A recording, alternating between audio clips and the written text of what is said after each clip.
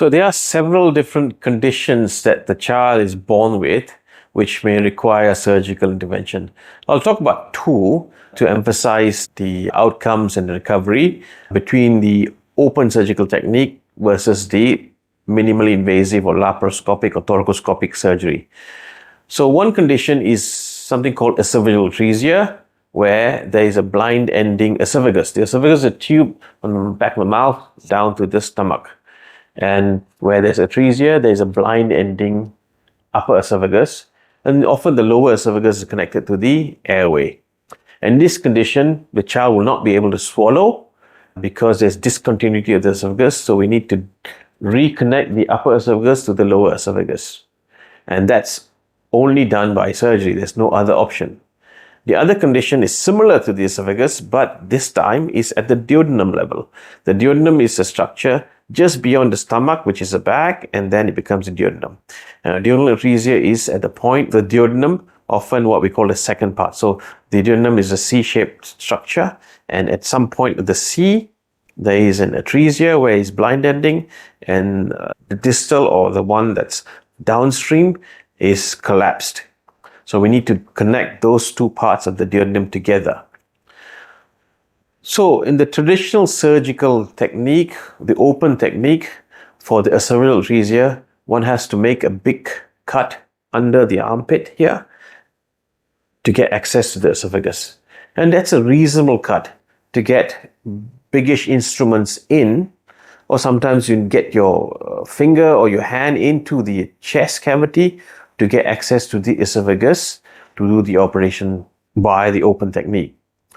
And that involves cutting the skin, the muscle sometimes, and opening up the space between the rib cage. And that creates a lot of deformity and pain for the child afterwards. And long term, there is risk of deformity of the chest wall and also something called scoliosis, a bend of the spine, in over 40% of children who have had thoracotomy, which is an opening of the thorax via the traditional method. And the second operation with regards to duodenal atresia will involve a reasonable cut in the abdomen across here to get access to the duodenum to do the operation. Again, it involves cutting the muscle and the other structure overlying the duodenum. And again, the recovery is pretty poor with regards to pain and scarring. With regards to the laparoscopic or thoracoscopic method, we introduce 3 little instruments into the chest, little stab incisions, and we can get access to the esophagus and create the joint between the upper esophagus and lower esophagus surgically without much injury to the chest wall. All you see at the end of the operation are 3 little dots on the right side of the chest. And that heals very nicely without disruption or opening up the rib space. And that doesn't cause any deformity of the chest because we don't cut any muscle, and there's no deformity of the spine in the long term.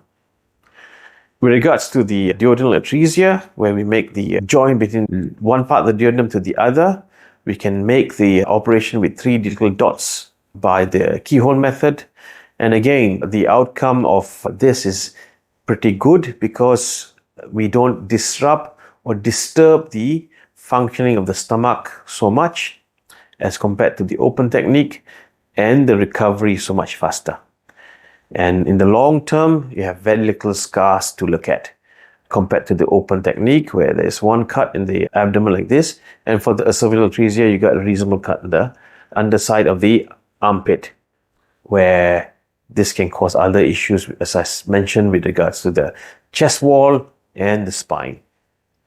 Now that parents know about keyhole surgery for neonates, they need to look for a surgeon who performs keyhole surgery, especially for the neonates and for these particular conditions.